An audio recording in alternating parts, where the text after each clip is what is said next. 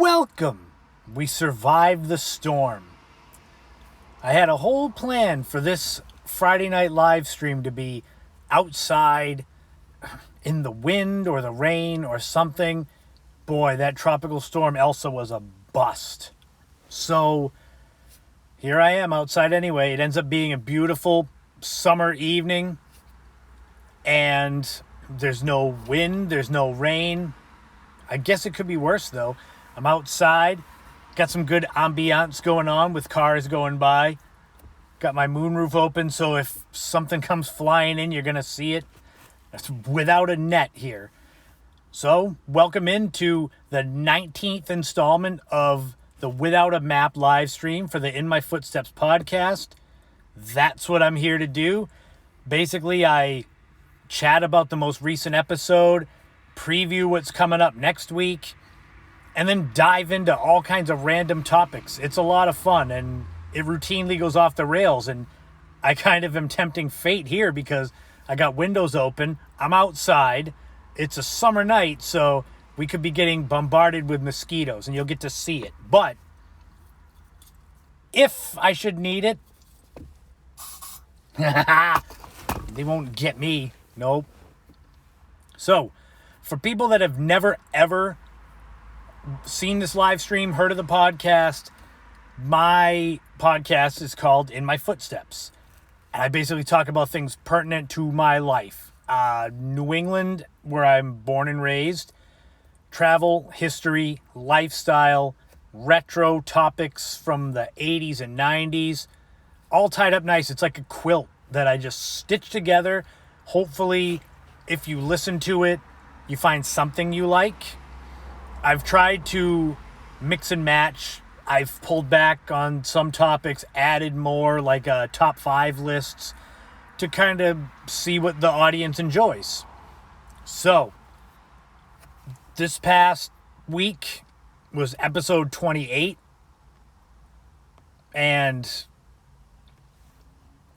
this one was a lot of fun. I've got some podcasts that dive more into history. I've got some that dive more into lifestyle. I try to have a good mix.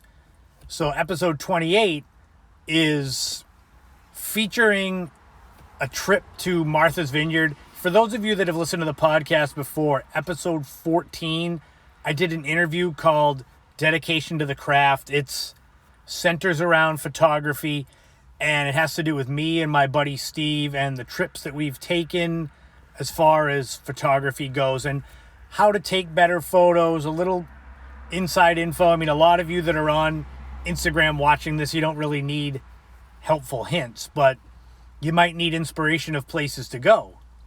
So this particular one was a trip to Martha's Vineyard from, God, we're talking almost 7 years ago now, for a book that I wrote, In My Footsteps, Traveler's Guide to Martha's Vineyard. And I was lucky because a friend of mine is big in the Massachusetts Office of Travel and Tourism. So he was able to get me over there, comped my car, which if you've ever been to the Vineyard, getting a vehicle over there is ridiculously expensive. I mean, you're better off buying your own boat and going over. It's probably cheaper. So this one, it goes over. I had to go shoot a lot of businesses for the book because the book, it's a travel guide. And I didn't just have historic sites and natural sites and beaches, etc. I had a lot of restaurants and shops and things like that. So Steve came with me, and I don't think he fully understood how much of the trip was going to be me putting a place in the GPS and driving to like a random store and taking a picture of its sign. And so he ended up sitting in the car a lot, and I felt bad. So what we ended up doing was it was about this time of night, we had to figure out where to go for sunset. And I felt bad because he had basically dragged himself over, and so he wanted to go here to Gay Head Lighthouse. I wanted to go to Menemsha, anyone that's familiar with the movie Jaws, the scene where the orca is leaving to go out to hunt the shark, and there's all the fishing shacks dotting this area, that's Menemsha. And I wanted a sunset shot with the fishing shacks there, because I thought it would be a cool scene. But Steve won out because I felt bad that I had dragged him over there, and at one point, I went to this place called the Tuck and Holland metal shop, and one of the guys was outside, and I told him what I was doing, and he basically invited me into the shop. And so I went inside, and poor Steve was sitting outside for like 25 minutes while I was in getting the tour of the shop. And so I caved, and I chose to go to Gayhead Lighthouse. And as you can see, it was worth it. The only problem was that Gayhead Lighthouse is on the other side of the island. So what we basically had to do was we had to rush all the way across the island to get in line for the last ferry. And we got there with some time in hand, but we were hungry. So I wanted to go to Backdoor Donuts. Anyone that's been to the Vineyard, if you're not familiar with Backdoor Donuts, you need to go there. Essentially, they open at 7 p.m. and sell their fresh and hot donuts out the back door. So that's where they get the name from. They're open during the day too, and you can go get donuts like the regular way, but it's better waiting out back. And so we drove by the entrance, and it was like 35 people deep. So I said, we don't have time. We went to a place called Porto Pizza instead, and it was good. But an interesting thing about the Vineyard is that a lot of the animals, skunks, squirrels, etc., there's no real predators over there. So basically, they have no fear. So we're sitting out at this picnic table eating pizza, and this skunk is just walking by us. No fear, no worries. And that was interesting. I didn't pet it or anything, so I didn't want to get sprayed. So that's the dedication to the craft part 2 over on the Vineyard. I did a lot of fun retro stuff in this episode. Anyone who's a child of the 80s, or I guess 90s or 70s, I did top 5 1980s advertising mascots. And the countdown is, they're not in any particular order, because I figured there'll be enough discussion just with the top 5 rather than, me putting them in a particular order. It's a UPS truck going by. It's kind of late for deliveries. Oh well. So I chose these top 5 based on just how much I remember them in the 80s. I don't know how many of you remember the hamburger helper Helping Hands, where he basically, I had to find this picture of him because I guess they have it like still around and it's computer animated, but it needs to be that nostalgia feel. And he basically would pop out of like behind the microwave when the mother would be looking to make dinner, and he's just a glove, and he would sing about hamburger helper and then leave. So that's one. And then a lot of you probably still remember this guy, Poppin' Fresh, the Pillsbury Doughboy. I don't remember the last time I saw him in an ad, but he was everywhere, from even in the 70s. He was claymation. You poke his stomach and he would laugh. So, I mean, that's another one right there, that it's classic. And Chester Cheetah from Cheetos. Back when he was like the slacker skateboarder cheetah that had all the catchphrases like the cheese that goes crunch and things like that. Then he became British like in the 21st century. And so he wasn't as funny, and he was like kind of computer CGI.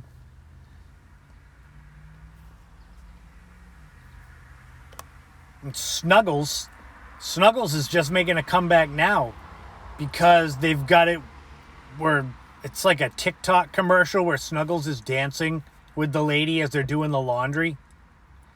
But that's the real Snuggles. I used to have a stuffed one of those.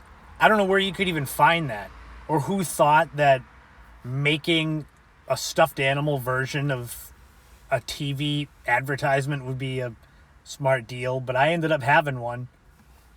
So Snuggles. And the last one, so if you're from this area, you might remember Fred the Baker from Dunkin' Donuts. Back before Dunkin' Donuts was like everywhere, when they were more regional.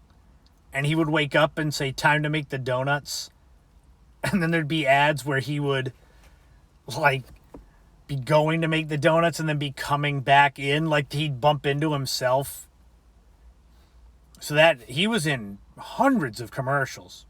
And that was in the early to mid 80s. He really got started. And those are the top 5. So as far as it goes, I basically put them in a random order and said, if people listen and they get their own ideas of what should be 1 through 5, that's fine. If you've got your own choices of what should have been on there but didn't make it, I had honorable mentions like the Noid and Spuds MacKenzie, maybe even the Energizer Bunny, but that came out way at the end of the 80s. I do top 5 lists now in every podcast, random. Coming up next week, I've got the top 5 scenic Cape Cod drives so that you can plug it into your GPS and go and take a nice cruise around the Cape. So they don't all have to be Cape Cod centric. It's just anything you could think of that could be a countdown. And I have a song on there that's like a generic version of The Final Countdown by Europe. If you don't know that song, if you're not a child of the 80s, just find it and you'll get the idea. It's very 80s cheese, if that makes sense. Also, for retro, I did a segment about old school music stores. And of course, one has got my picture over it. But I thought about the fact that if you want a song right now, you can go on your phone and click the iTunes store, bam, and just grab the song, and it's right there. Back in the 80s, 90s, it was a lot different, where you had to actually go into a store, and if you weren't sure of the song you wanted, it's like kind of, don't worry, Shlee, I see you there. I'm talking about old school music stores. So the one that you can't see that's behind my picture is Strawberries. So I call this without a map because I don't have notes. So I'm trying to remember offhand. Strawberries was owned by a guy that owned a record label, and I think it was a club in Manhattan.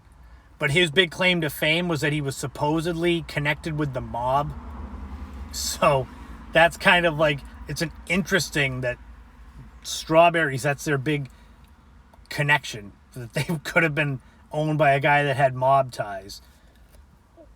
I found it funny that, speaking of FYE, that all of these stores, Coconuts, Strawberries, Record Town, and Tape World, they all ended up being essentially consumed by one company, and it was the company that owned the FYE stores, and they just absorbed all of these and turned them into FYE, and even they are now starting to go under because everything is streaming. Now it's almost like going to a music store. Like around here on Cape Cod, we have Spinnakers in Hyannis on Main Street. They've been there forever. And it's almost like a novelty to go into a record store. I mean, vinyl is starting to make a comeback. It's cyclical, where now things from the 80s are coming back. And so you can go to these record stores and it's like kind of funny, haha. It's like 50s diners were in the 80s and 90s, where it's like a novelty thing. But every episode of the podcast, I've got some sort of retro topic. Sometimes they're more personal. And what I mean by that is that, like, record stores, like those, everybody knows them. Or if you didn't go to Record Town or Tape World, you went to Tower Records or Sam Goody. So you all can relate to that. Next week, I talk about something that's more like straight up from my life, and that's when I was, I'm going to say probably 12 years old. I had a basketball hoop put in front of my house. Well, I didn't put it in. My mother and stepfather got it and had it put in.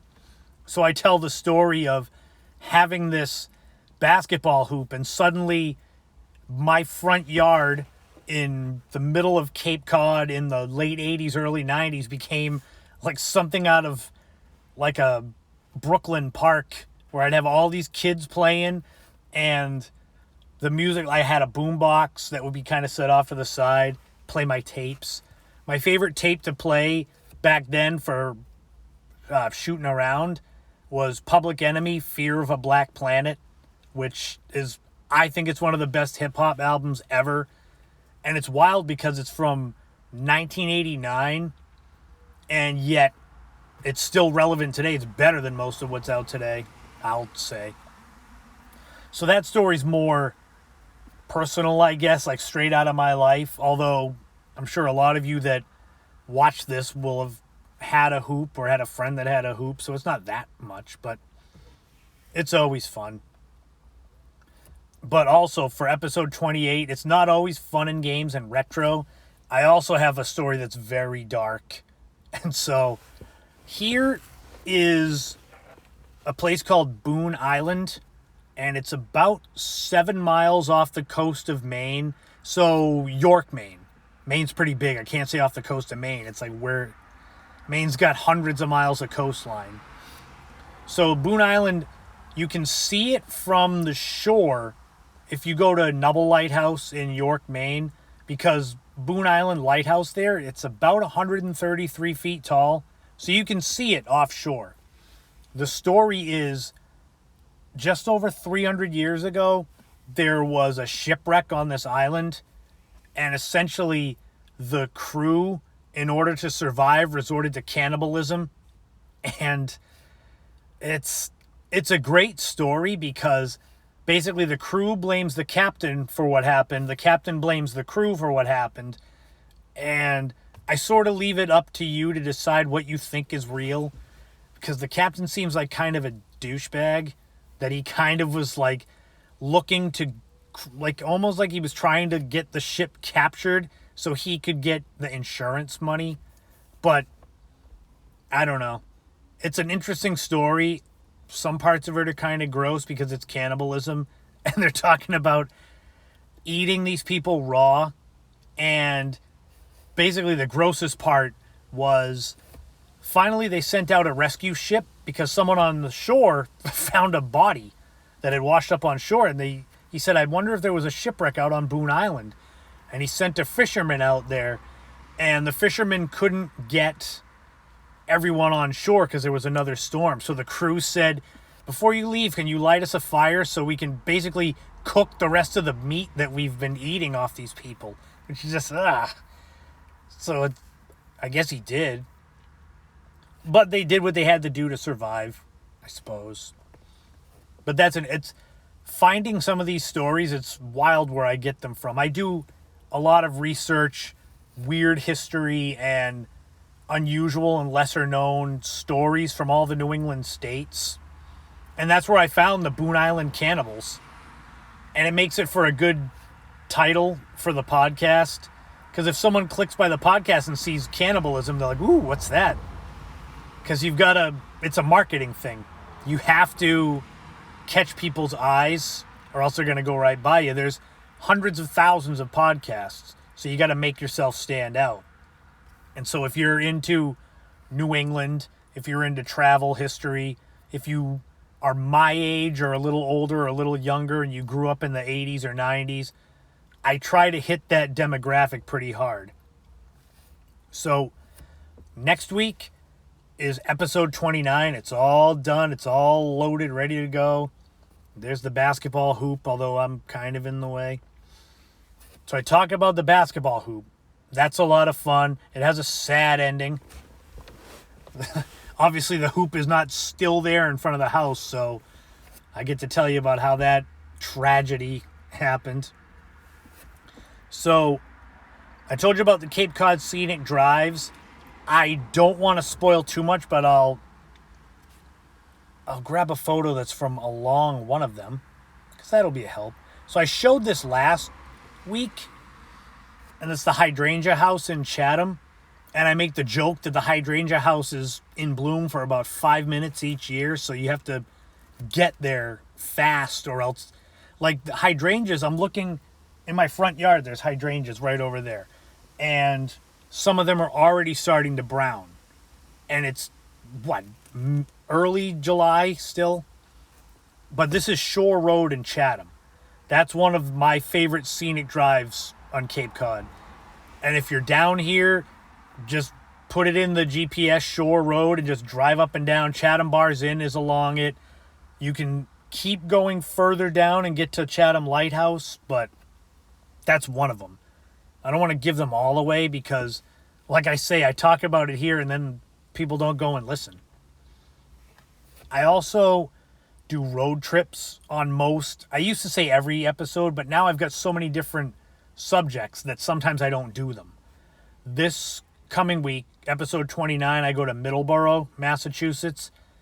If you're not familiar with it, it's a small town, kind of halfway between New Bedford and Plymouth. So it's interesting. If you aren't familiar with Massachusetts or southeastern Massachusetts, if you're going off Cape, you go over one of the two bridges, you got Route 3, you got 195, and they kind of veer off. But right in the middle is 495, and I call it, I think it's called like the 495 corridor. In between Plymouth and New Bedford, there's this wide open area. And if you drive, there's all these little towns. Middleborough's one it's still little. It's like 7,000 people. But they've got, it's like Halifax, Plimpton, Rochester, Marion. These areas in there that are small. And there's so much wide open land and farmland. You would think you were in a different state. But it's like 10 minutes from the Cape Cod Canal. So I talk about that. And I always hope that people listen to the podcast and then go to these places. I mean, if you're nearby. If you live in northern Vermont, I'm not expecting you to drive 8 hours to go to Middleborough. But I'd love it if people go and check out some of the places I talk about and then let me know. Because it's like, I enjoy the travel part. I've done huge road trips and driven, thousands of miles. So I hope that other people go and check these places out. See that? That was the UPS guy again. It's the second time in 10 minutes. I wonder if he's lost. My $1 million check is in his truck. He's got to bring that back here. The main thing that I'm going to talk about next week is it's coming up on the 2-year anniversary of when I was my one and only so far time being on television. And I was on the TV show Chronicle that's on Channel 5 WCVB in Boston. I had tried for years to get on that show with basically from my 3rd book on. I'm now on book 6, this one. But I tried to get on with every book because I'm 12th generation Cape Cod and all this. I thought I could tie it in. And finally, after my last book, Cape Cod Nights, they finally had something for me where it was tied in with summer and going out to the Cape Cod nightlife. And so I tell the story like behind the scenes of it where there's a lot of stupidity that goes on.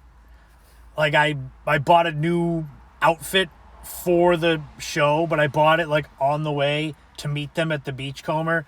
So I bought these nice white linen pants and I had to basically change into them in the parking lot of the Beachcomber. And in addition to that, they wanted the Beachcomber because it was in the book. Then they said, well, you're 12th generation Cape Codder, so bring us to a couple of places that are lesser known that we can feature. So the 2 places I chose, they're amazing to go to, but not when the weather was kind of like how it was today, like rainy, but then it stopped.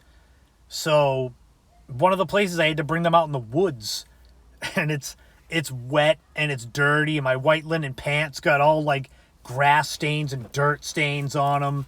It's like, you got to be kidding me. And so I tell the story of that. It's a lot of fun. I link to it in the description of the podcast, but if you want to see it and you can't, I'll try to.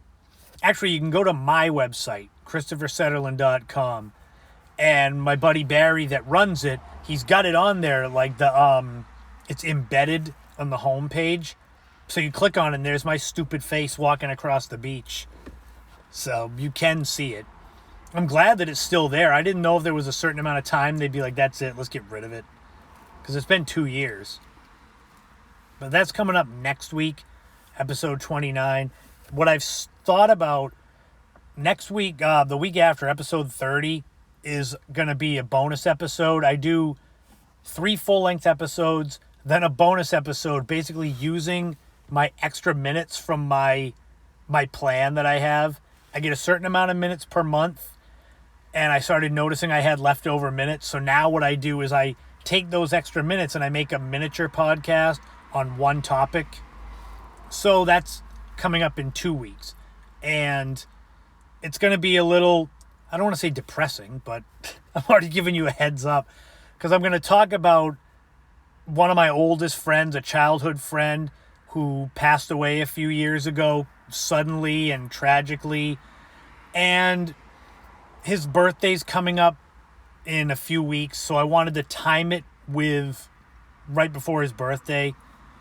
And just talk about, because everyone goes through loss. Everyone, I'm sure, out there has lost someone close to them, grandparent, parent, friend, something like that. But it's one of those things that I always talk about. You never get the time back, and you always, if you see someone, you think, oh, I'll just talk to them next time.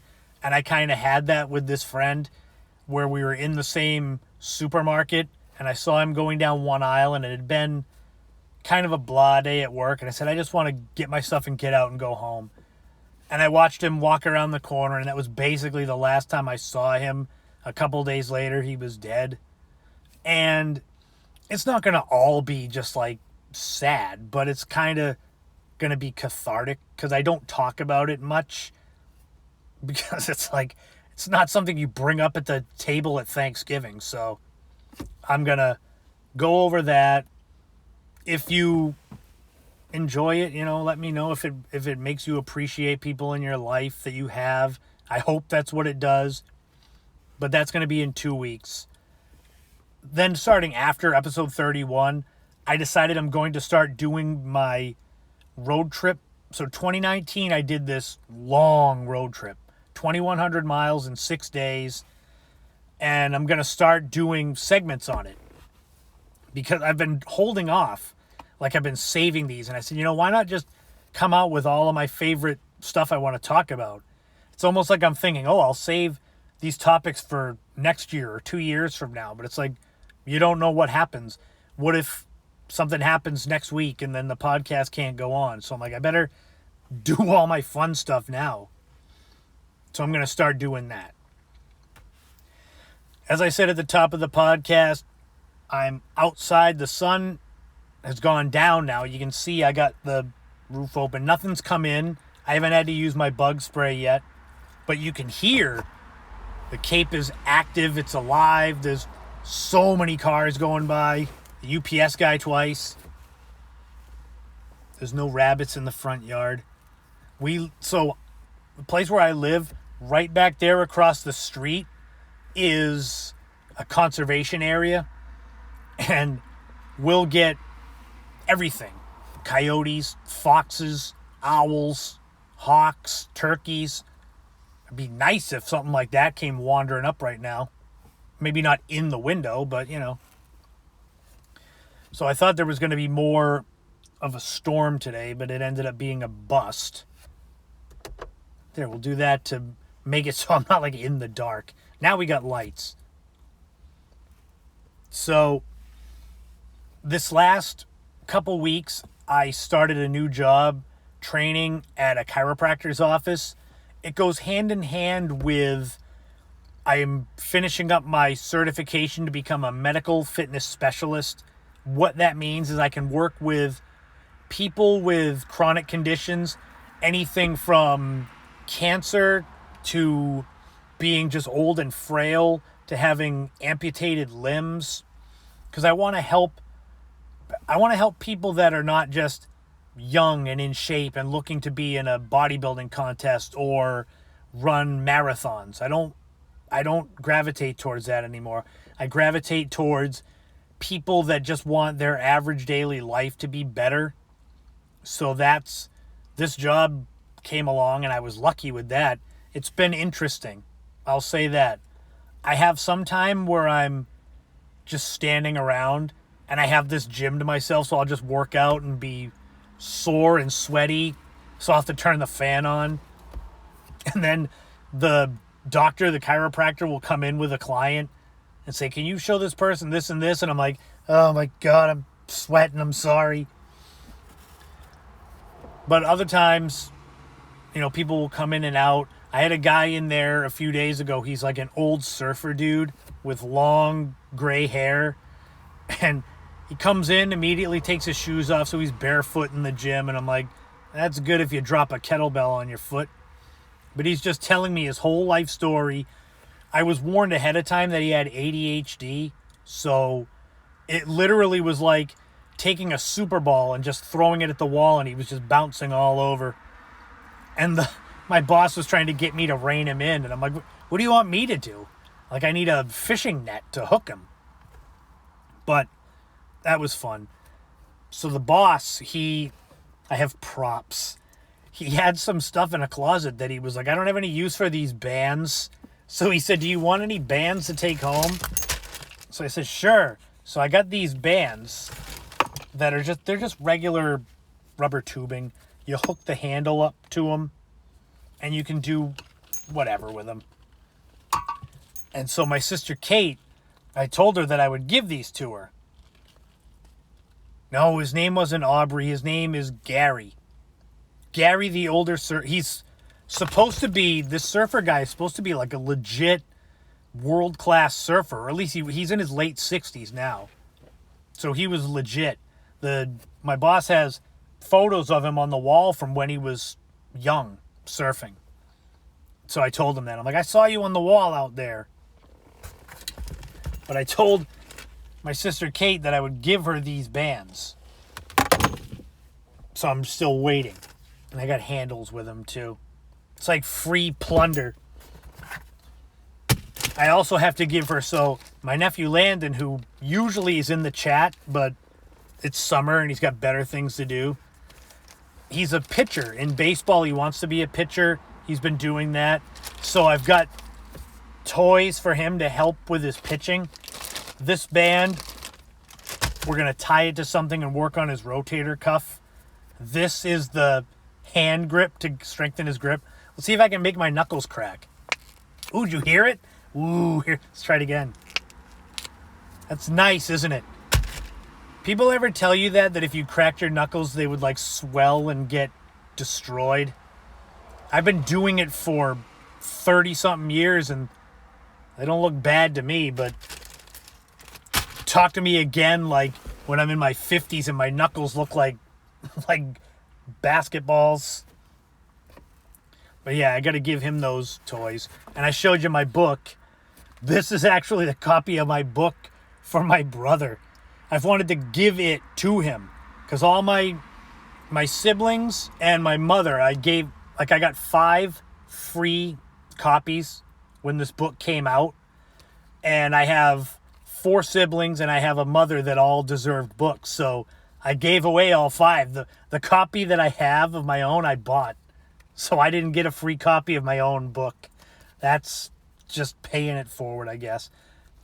But yeah, this one's for my brother. He's never in the chat. He's got a little daughter to take care of, so that's more important. But I have to give this to him at some point. I'll give it to him like next Christmas. So I had promised, I don't know if anybody saw this in my story earlier. I think it was a couple days ago. I posted a photo. I don't have it on my roll here, so I can't show you.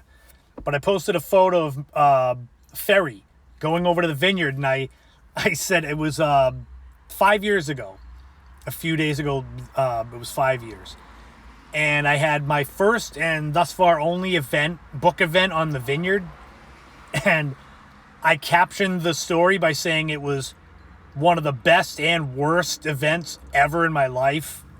And I said I would make sure that I brought it up and told you on the live stream. And so I'm remembering it now because I wanted to save it till the end as like a teaser.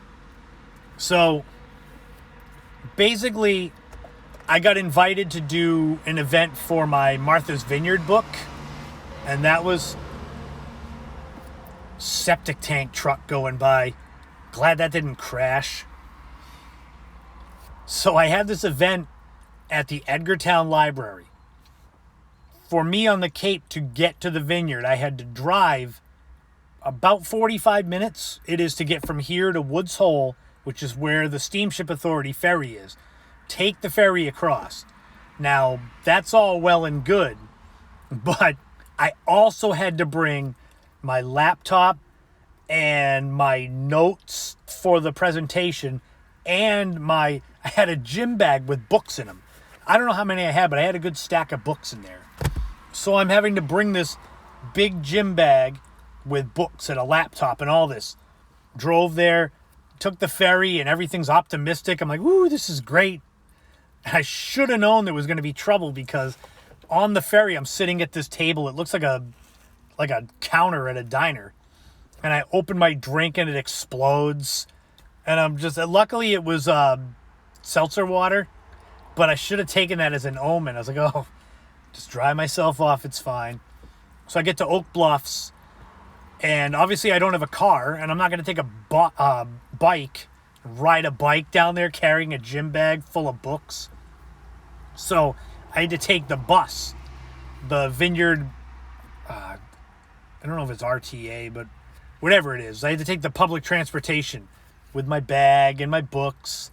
I took it all the way down from Oak Bluffs to Edgartown. It's like 15 minutes maybe.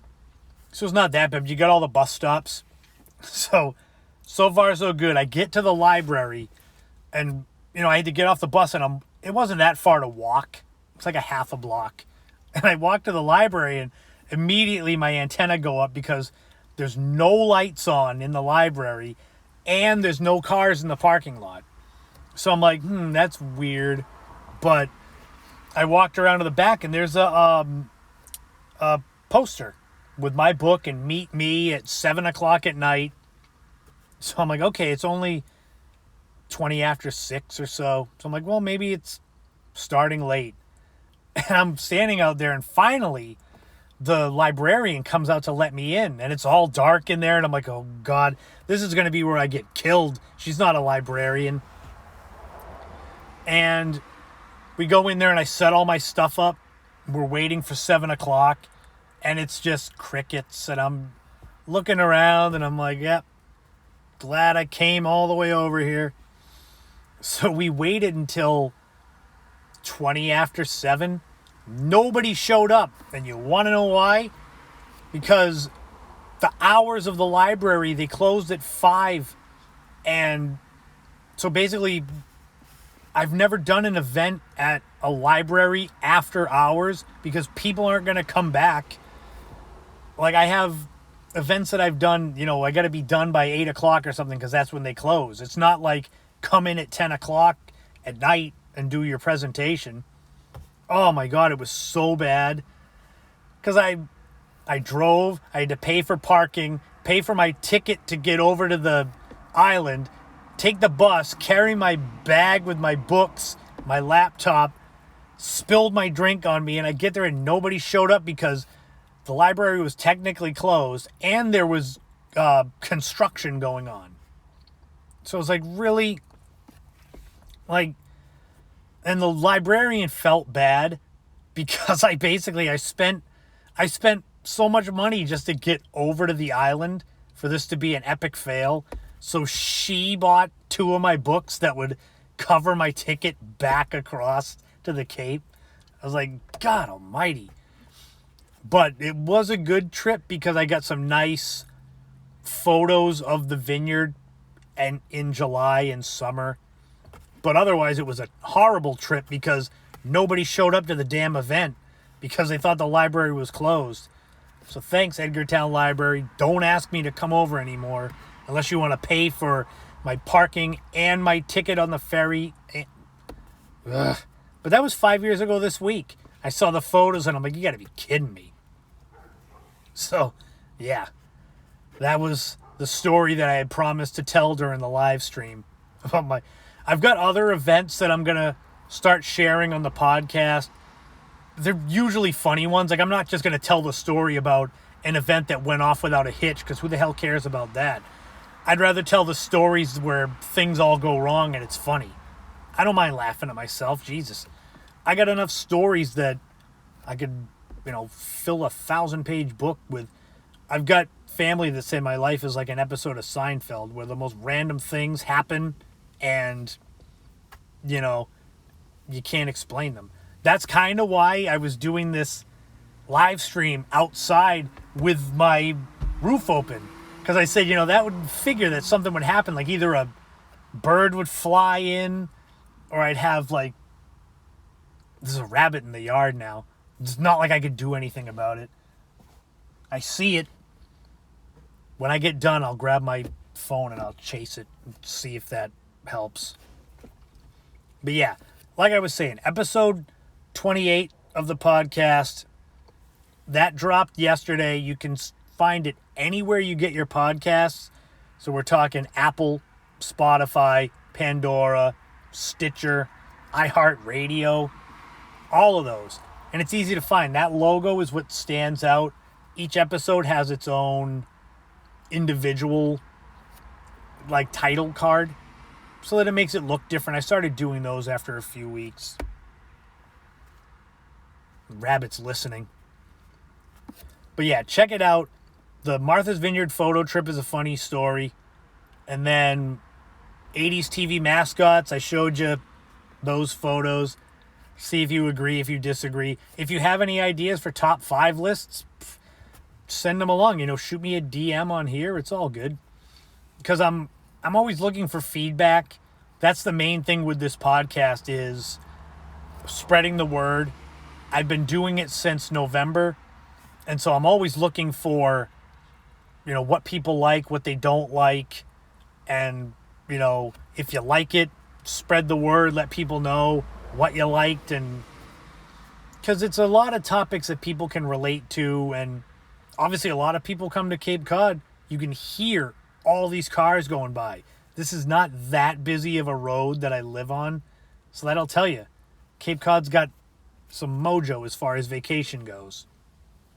And so check out any of those episodes. I talk about all kinds of fun topics. And if you don't see it when I'm live, I put it up on IGTV and on YouTube after. I did episode 27 from last week. I do video segments for the podcast where I'll take one clip and put it up on YouTube to try to, cross-pollinate. And I said, you know what? I'm going to do the entire episode 27 on YouTube. And little did I know how big of a file it is. It's basically it's as big as 500 photos. So it's too big. And I said, unless my video goes viral, I'm not going to do that again. And it didn't go viral. So you will never see a full episode of the podcast on YouTube. Well, I shouldn't say never, but, it's fine. I've been talking about my semi-secret book project that I'm working on that I can't fully share. That's going to be big. That probably the biggest book I've written so far. My big thing is I'm waiting on a literary agent. Because in order to pitch a book, it's nonfiction and true crime. And that's about it. And so in order to pitch it to the biggest publishers, you need an agent. I can't, even with 6 books to my name and, 100-something articles that have been published in all these publications, it doesn't matter. They'll look at me and be like, we need to have an agent pitch it to us. So that's the big thing.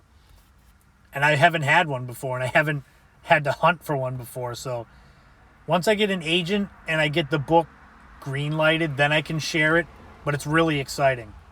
And I think in a year's time, it'll be like I'll be in a whole different ball game from where I am now. And even now, I'm psyched with all the stuff that's been going on. Things are good. Things are improving. The world is opening back up, and it's like, feels like things are moving in one direction. Hopefully it's like that for all of you too. You don't have to, it's like it's all different for everyone, different paths for different people. That's another reason why I like doing these live streams. It's like a chance to kind of, I would say chat, but a lot of people, they'll come in and come out, or they'll come in and just listen to me because it's a monologue, and I'm a far better public speaker now than I was when I was a kid or in high school or in college. Basically, once I started doing book events, I was forced to become a good public speaker, because you can't stand up in front of people and do a book event like this.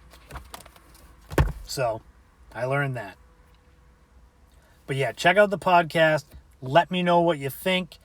I think I see a bug flying in here. I don't see the rabbit anymore, but we can always go and look and see. So let's do that. I'll leave my car with the lights on. Shut up. See. Ooh, I see it. All right. Let's flip it around. Can you see it? No. Rabbit. It's like right in front of me. Well, that was a bust, because it's hiding behind a bush right here. Well, anyway, hopefully you have a great weekend. We didn't see a rabbit. It's like literally over there. I can see it, but you won't because of this phone. But have a great time. I'll tell you later, Mom. So enjoy the weekend, and I'll talk to you again sooner than later.